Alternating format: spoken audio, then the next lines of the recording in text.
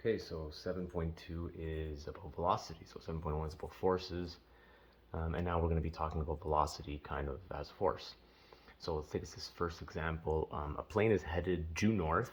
So here's the plane. It's headed north. We've chosen that direction to be north at an airspeed of 400. So the vector magnitude right now is 400.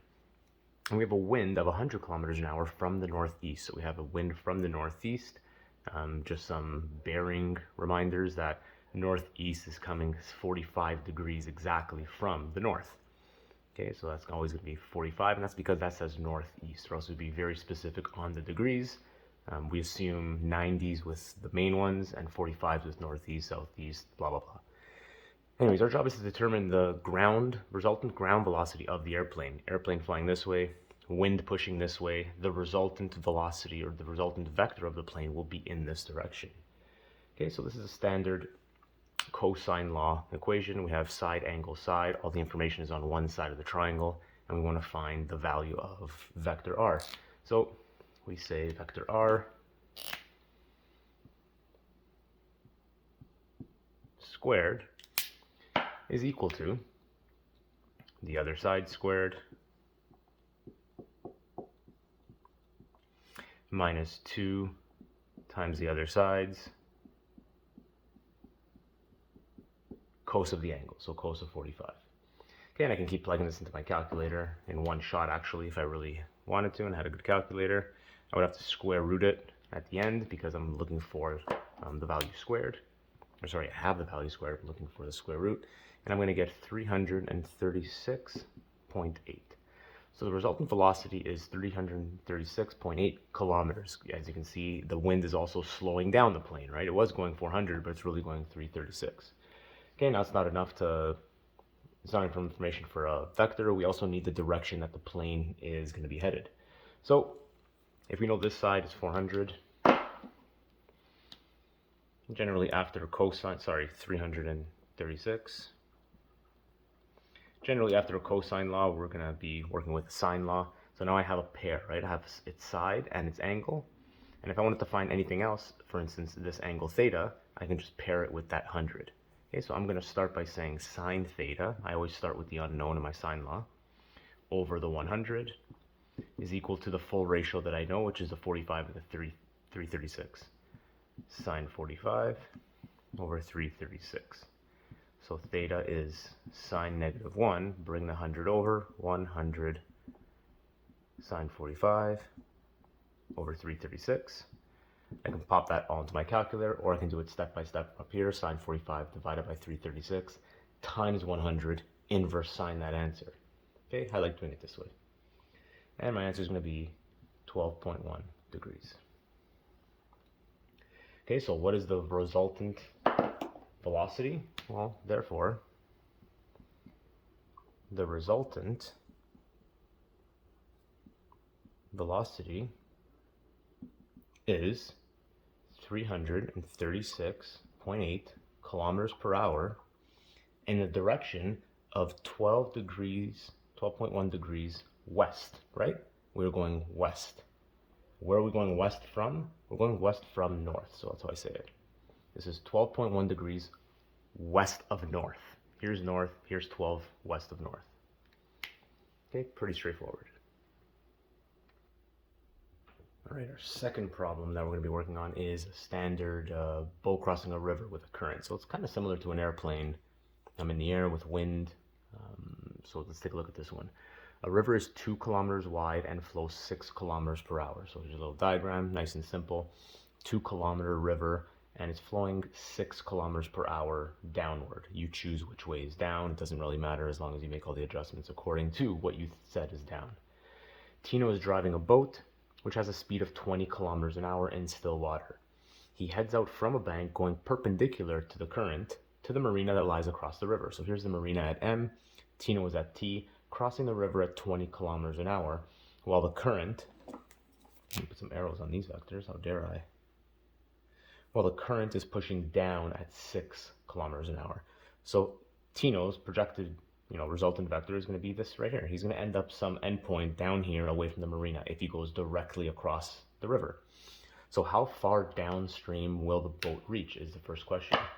Okay, and how we can do this is just by using proportional reasoning.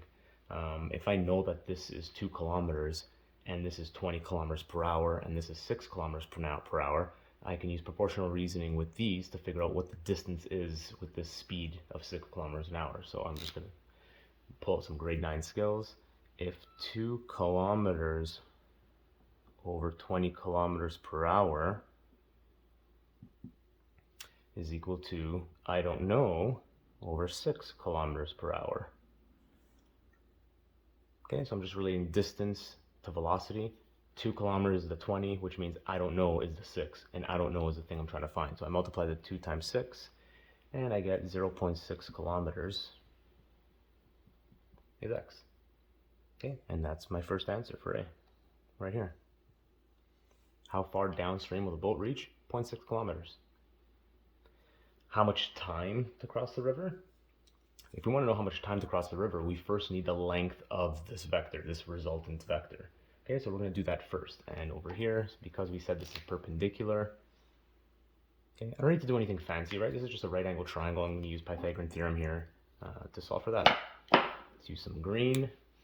So r squared, I don't like using squares, just do the root. I'm finding the hypotenuse, so 20 squared plus 6 squared, so velocity of r is 2.09, not the velocity, sorry, the distance. Kilometers, and this is magnitude. 2.09. And sorry, this can't be 20 and 6, because that would be finding velocity. So I was right when I said velocity. This is actually the distances, 2 kilometers squared, 0.6 kilometers squared. So I'm using the 2 and the 0.6 to find the distance of r. Okay, so and now using that, I can now do the same thing I did here to convert it back into speed. Okay, because I need to know how long to cross the river, so I need speed to figure out time. So for the speed, I'm going to do the same thing. If 20 over 2 is a pair, x over 2.09 is also a pair. 20 over 2, and I don't know over 2.09. It's the exact same thing I just did right here. So I'm going to multiply by 2.09, and I'm going to get 20.9. So that's the speed. Okay, he's driving his boat at 20 kilometers an hour, but the current is pushing him at almost 21 kilometers per hour. Alas, I have the velocity. I can finally find the time. Just recall our dummies triangle. So time is distance over velocity. So time equals distance over velocity. Maybe I'll draw the dummies triangle somewhere. Velocity is distance time. So velocity is distance over time. Time is distance over velocity. Dummies triangle. All right, let's plug in the things we know. 2.09,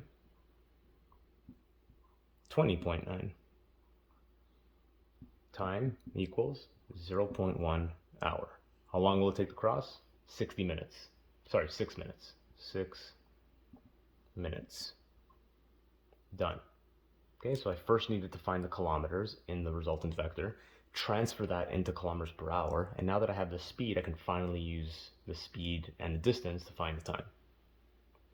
Now, most important question, what direction should Tino head to end up directly at the marina? Now, when a plane's flying and there's a headwind, they're not going to be flying straight and then get pushed to the side, right? They're going to anticipate the wind, and they're going to fly in a trajectory that is going to end them at the destination, because it just makes more sense. So this is what we're going to do over here. We want Tino to not end down the stream, so he's to walk his boat or paddle upstream. We want him to move at an angle that will push him down into the marina and arrive directly at the marina. Okay, so let's take a look at a diagram that we can draw for this. I'm going to draw my triangle without a ruler. How dare I?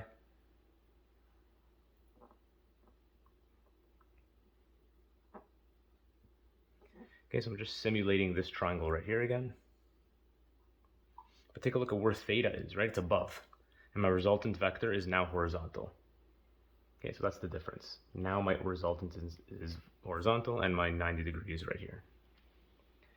Okay, so if I want to find out the resultant, I'm just going to use standard sine law. Let's go blue now, not purple. And I'm going to say sine of theta equals 6/20. Opposite over hypotenuse. So theta, second function sine, 17.5 degrees.